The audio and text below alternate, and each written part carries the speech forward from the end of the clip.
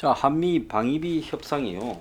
트럼프가 한국의 13% 인상 제한을 거부해서 지금 결렬되었다고 알려졌습니다. 트럼프가 직접 거부했다. 그런데 방위비 타결설이 얼마 전까지 즉 한국을 지배했습니다. 자, 어쩌다가 지금 방위비 협상이 결렬되었는데 4월 1일을 전후해서 정부에서는 이런 이야기가 직접 이렇게 나왔을까요? 참 황당한 이야기인데요. 쭉 과정을 보면 3월 31일 날 정은보라고 방위비 분담금 협상 수석 대표가 막바지 조율 단계다. 조만간에 최종 타결될 걸로 기대한다 했고 4월 1일 빠르면 오늘 중으로 타결 발표 가능성이 있다라고 말을 했습니다. 그래서 지난 3월 24일 날 있었던 문재인과 트럼프의 통화, 그 자리에서 방역 장비 부탁을 했고, 그리고 그것이 진단 키트다라고 문재인이 다음날 확인을 했고, FDA 승인을 문의 말하니까 트럼프가 오늘 중에 해주겠다 한 그 통화 직후에 그 통화의 영향으로 4월 1일 타결 발표가 난다고 청와대 핵심 관계자가 말을 했습니다. 그런데 2일날 미국 측에서 또 다른 이야기가 나왔어요. 트럼프 대통령이 한국이 더 많이 기여해야 된다 이렇게 말을 했고, 한국이 협상 기본이 안 돼 있다라고 미국의 쿠퍼 국무부 부차관보가 한국 특파원의 질의에 이 타결됐다며 언제 발표하냐 물으니 무슨 소리냐며 이렇게 말을 했습니다. 자, 그러다니까 한국에서도 외교부에 강경하고 폼페이오가 통화를 하고 난 직후에 아직 합의에 이르지 못했다라고 실토가 나왔고, 자, 에이브럼스 주한미군 사령관이 이날 4월 2일 날 김칫국이라는 부분을 지금 이 트위터에 리트윗했습니다. 김칫국 마시지 말라고요. 그리고 4월 2일 날 청와대 NSC 상임위원회에서 분담금 협상 조기 타결 노력한다고 지금 하나마나한 소리를 했고, 이런 한국 언론의 보도에 대해 미국 국무부는 논평할 가치가 없다, 공유할 게 없다고 그냥 걷어차버렸습니다. 그러니까 참을 수 없는 가벼운 입이 그야말로 함부로 놀리져 가지고 마치 타결이 될 것처럼 지금 이야기가 나왔던 겁니다. 자, 그런데 그때 어떤 이야기가 나왔는가 하면 오전부터 기사가 막 나오기 시작했어요. 분담금 협상 타결이라고. 2일날 오전에 이제 마지막 서명한다.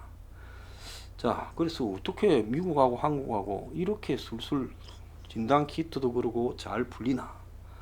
그래서 분담금을 10억 달러에서 10% 인상하고 플러스 알파 정도로 한다. 그래서 1조 2천억 대다라고 이야기까지 액수도 나왔습니다.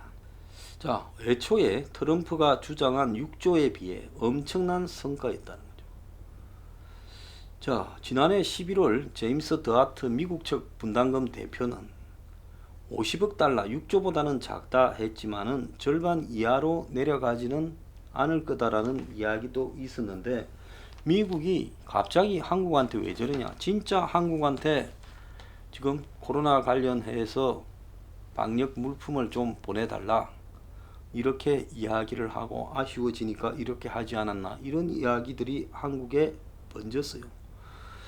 자, 그런데 4월 2일부터 지금 미국 측에서 나온 이야기가 뻥이요라고 되고, 심지어 에이브럼스 주한미군 사령관은 김칫국 마시지 마라고 비꼬았습니다.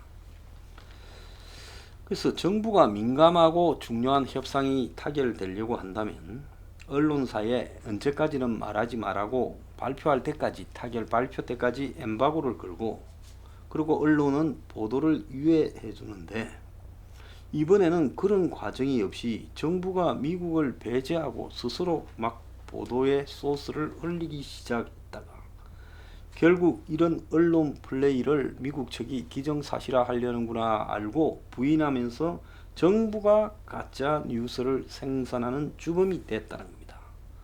정부 관계자의 말이 전부 익명으로 소식통이라고 보도되고 청와대에서도 여기에 대해 핵심 관계자가 협상 내용을 기자들한테 자세히 설명해 줬다고 문재인의 공인 것처럼 포장을 했다는 겁니다.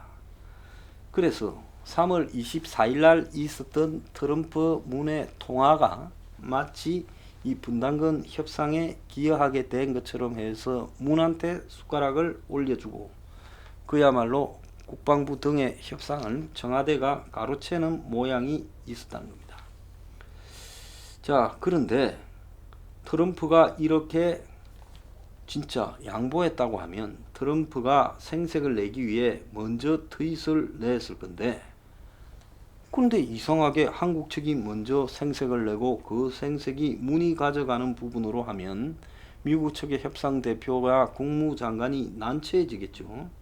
자, 트럼프가 기분이 나빠서 뒤집을 수도 있습니다. 그런데 이번에 이 청와대가 자업자득인 게 2019년도 분담금 협상 때 트럼프가 1조 2천억을 요구했는데 청와대가 1조 원을 넘기지 말라 했고, 그래서 1조 389억으로 1년짜리를 했어요. 그러니까 트럼프가 좋아, 1년? 그래, 매년 아주 내가 세게 조져주지 하고 6조를 부른 겁니다. 지난해 미국 요구를 적절하게 했다면 10억 달러 안팎에서 5년 장기 계약이 됐을 거다는 거죠. 이 협상이 결렬되니까 이제 한국 측에서 이 일에 대해서 입을 닫고 있는데, 로이터 통신이 트럼프가 한국의 13% 인상안을 거부했다, 조기 타결 가능성이 없다라고 지금 이야기한 걸로 나오고 있습니다. 그래서 한국이 낙관적이라 한 것과는 완전히 차원이 다른 이야기가 나오고 있어요. 미국 측에요. 한국은 마지막 단계라고 했는데 실제로는 협상이 표류 중이고, 그래서 한국이 4.15 총선을 의식해서 섣부른 홍보를 하고 문을 띄우다가 지금 진단키트처럼 사단이 났다, 이렇게 지금 이야기가 알려지고 있습니다.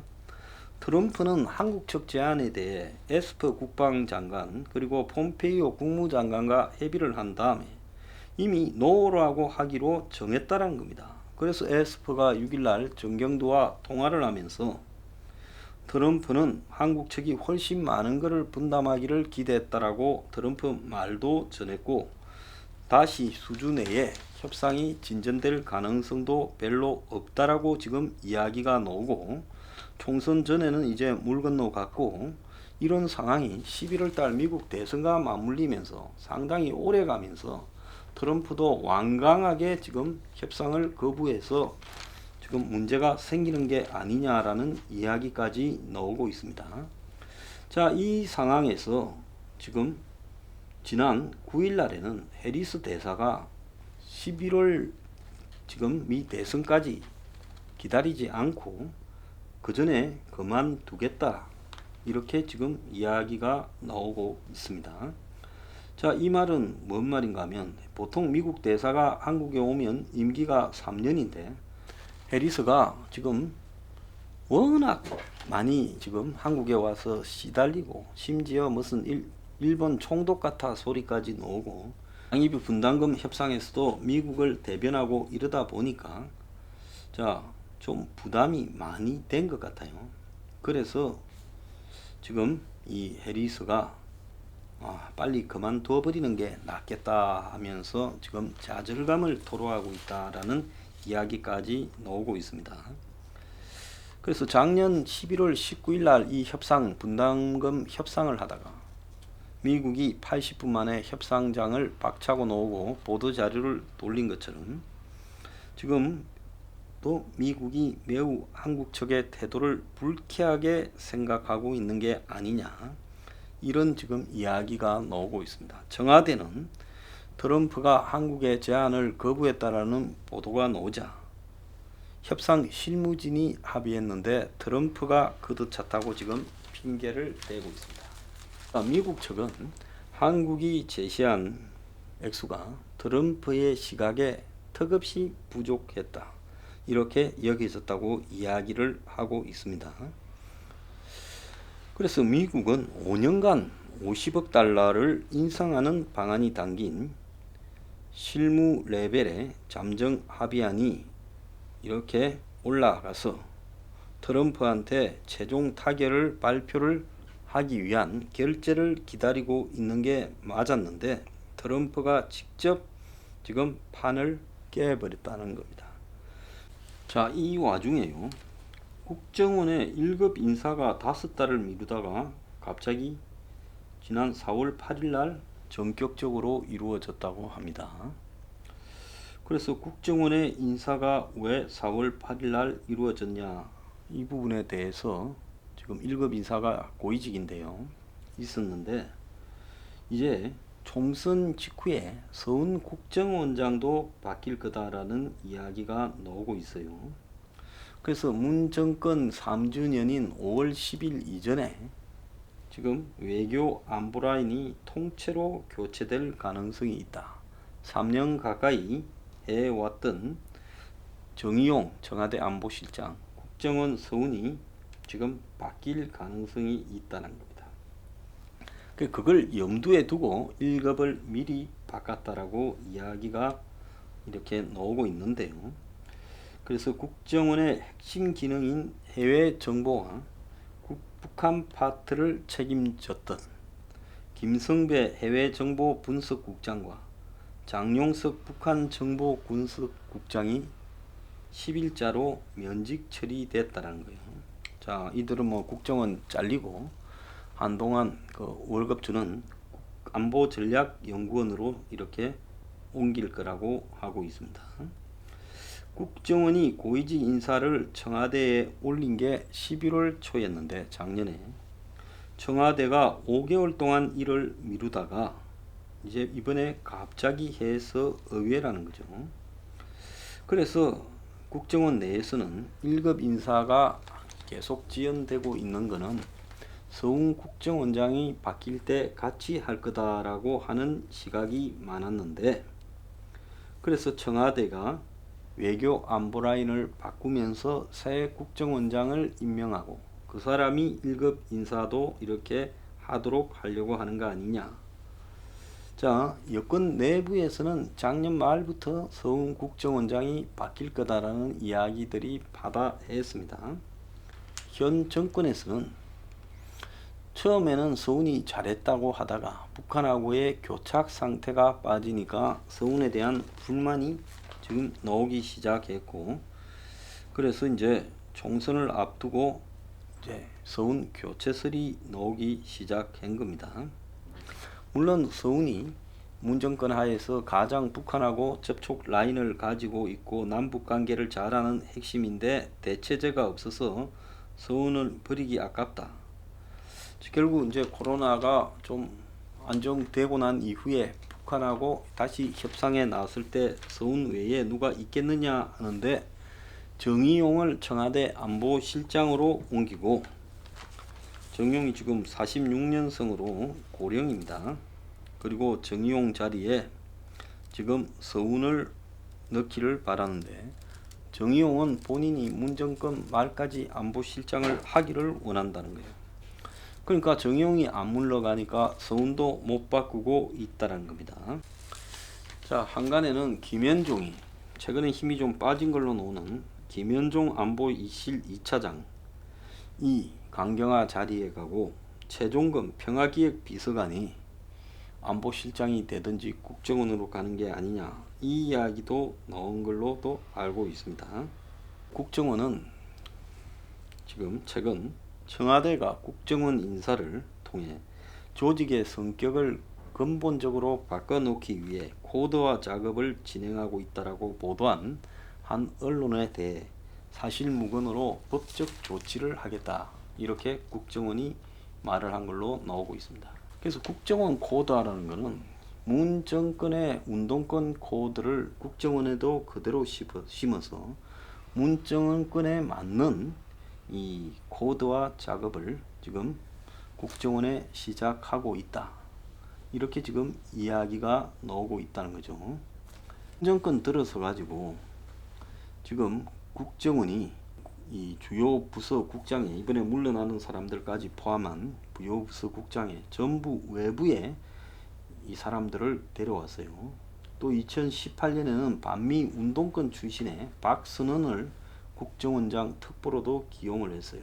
이뿐만 아니라 5급 승진을 위해 1, 2차 내부 시험을 통과하는 제도가 지난 2017년까지 수십 년간 유지되어 왔는데 2018년에 이게 없어져 버렸어요. 국정원은 직원이 처음에 뽑혔을 때 7급이잖아요. 그러면 6급, 5급으로 승진할 때 시험을 치는데 작년 인사에서는 시험을 통과하지 못한 직원들이 대거 승진 대상이 됐다고 합니다. 자, 그래서 국정원 내부에는 시험을 통과하고도 승진하지 못한 직원들이 지금 불만이 팽배하고요. 내부에서는 노무현 정권 때 들어온 직원들이 10년 이상이 근무를 했는데도 시험에 통과 못해서 승진하지 못하자 이번에 제도를 바꿔 이들을 승진시켰다라는 이야기도 나오고, 물론 국정원은 허무맹랑한 이야기라고 하지만은 제도 변경의 피해자가 발생하지 않도록 유예 기간을 둬야 하는데 왜 이렇게 하느냐라는 비판까지도 나오고 있습니다. 그런데 국정원이 작년에 처음 도입한 채용 연계형 인턴 제도라는 게 지금 또 이렇게 말을 낳고 있어요. 이 제도는 기존의 국정원 직원을 시험 쳐서 딱 뽑던 이런 방식에서 벗어나서 실무 능력을 갖춘 우수인재를 선발하겠다라고 하는 취지에서 지금 이야기하지만은 이 정권이 현 정권 들어와서 각종 자리에 뒷구멍으로 아예 확실한 공채제가 아닌 다양한 방식으로 자기 사람들을 집어넣고 있는 부분에 대해 충분히 지금 봤던 지금 이 정치권에서는 특정 인물들을 국정원이라는 좋은 직장에 집중적으로 넣기 위해 제도를 갖다가 고치는 게 아니냐라는 말이 지금 국정원 안에서부터 나오는 거예요.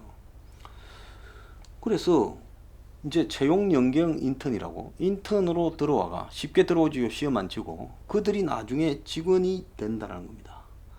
그런데 이 사람들은 기존 직원과는 달리 전문 지식이나 대학 전공도 무관한 사람들인데 시험을 치면 도저히 들어오지 못할 애들을 갖다가 지금 국정원 직원으로 넣으려고 이런다는 거예요.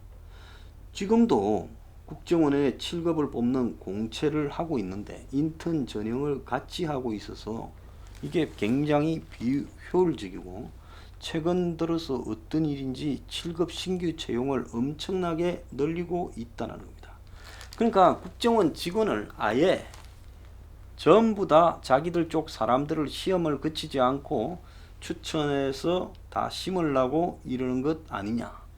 그러니까 여러 가지로 정권과 코드가 맞는 사람들 내지는 그들의 자식들을 신규 직원으로 대량 채용을 하려고 그렇게 해서 국정원을 완전히 문 색깔로 맞추려고 그러는 것 아니냐.